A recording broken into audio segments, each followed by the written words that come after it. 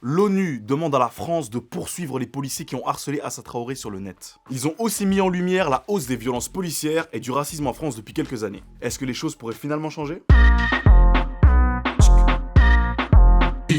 Vendredi 2 décembre, le CERD, le Comité pour l'élimination de la discrimination raciale, oui, ça existe, a publié un rapport qui met la France dans la sauce. En gros, le pays a été examiné, et même si les experts reconnaissent qu'il y a une volonté de lutter contre le racisme et les discriminations en général, ils s'inquiètent de l'ampleur qu'ont les discours de haine raciale dans le pays, que ce soit sur le net, dans les médias, et même de la part de politiciens. Significatif du climat.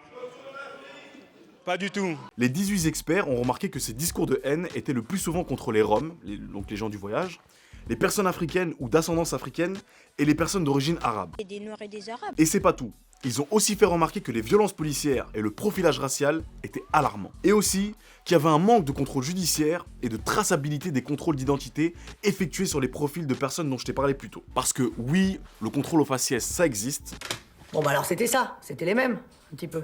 Alors petit facho, tu peux éviter d'écrire le commentaire que tu t'apprêtes à écrire. Oui, je sais ce que t'allais dire. Oui, mais en même temps, c'est tout le temps des étrangers qui sont coupables d'effraction. Alors écoute-moi champion, si on te contrôle 8 fois par jour, tous les jours, les chances que tu sois pas totalement en règle augmentent. Donc logique que tu t'exposes à plus de problèmes judiciaires. Il y a une forme de logique dans tout ça, mon pote. Enfin bref, et dans ce tas d'experts du CERD, il y en a un qui s'est dit « Eh mais attendez, ça dit quoi l'affaire Adama Traoré ?»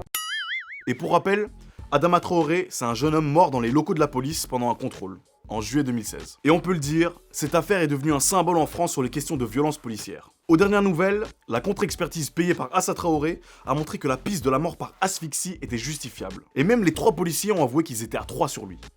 Bizarre. En se rendant compte de ça, le comité a invité Assa Traoré à venir témoigner à la tribune des Nations Unies. Et ils ont demandé à la France de conclure l'enquête. Bah ouais, parce que attendre 6 ans pour une réponse judiciaire. Et je tiens quand même à souligner la persévérance d'Assa Traoré, qui se bat depuis 6 ans pour la vérité et qui met tout en œuvre pour l'honneur de son frère, malgré les menaces et l'harcèlement qu'elle subit. Je tenais aussi à adresser un message d'espoir à toutes les familles qui se battent pour que la vérité soit connue. Je pense à Mehdi, Adil, Ibrahima, Maouda et j'en passe. Et vu qu'on parle de ça, les experts m'ont également parlé et ils ont demandé à la France de porter plainte contre les policiers et notamment les syndicats qui lui ont fait vivre du cyberharcèlement. Pour que tu saches, quand elle est partie témoigner en Suisse, elle avait une 30aine de pages de tweets de menaces et de messages d'intimidation. Une 30aine. L'ONG du coup a alerté le diplomate français Jérôme Bonnafont en disant notamment « Il est essentiel que la France exprime publiquement sa position sur le droit de Madame Traoré à un droit d'accès sans entrave et de communication avec l'ONU et à la liberté d'expression. » Et l'ONU a également dit que l'État devait assurer sa sécurité face aux menaces reçues.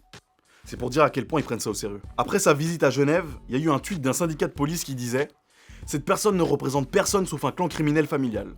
L'ONU ne s'honore pas à donner une tribune à cette militante menteuse et radicalisée qui crache sur la France. » Le tout en partageant un article du média d'extrême droite Valeurs Actuelles, et l'avocat que les syndicats de la police emploient n'est autre que l'avocat de Marine Le Pen. Ça commence à se voir les gars. Essayez d'être un peu discret, allez quoi. Encore. Ça fait beaucoup là, non? En plus de tout ça, quand on se concentre sur le contenu du tweet, ça voudrait dire que avoir de la famille qui a commis des délits, ça justifie le fait de perdre son frère pendant un contrôle de police. Bizarre. Est-ce que la France va prendre ses responsabilités par rapport à ce qui lui est reproché, en sachant que ça fait déjà quelques années que l'ONU tape sur les droits du pays? Tu trouves pas que ça devient chaud au niveau des violences policières en France? Ou même du racisme? N'hésite pas à me partager ton ressenti dans les commentaires, et surtout, n'oublie pas que le temps est père de la vérité. À la prochaine.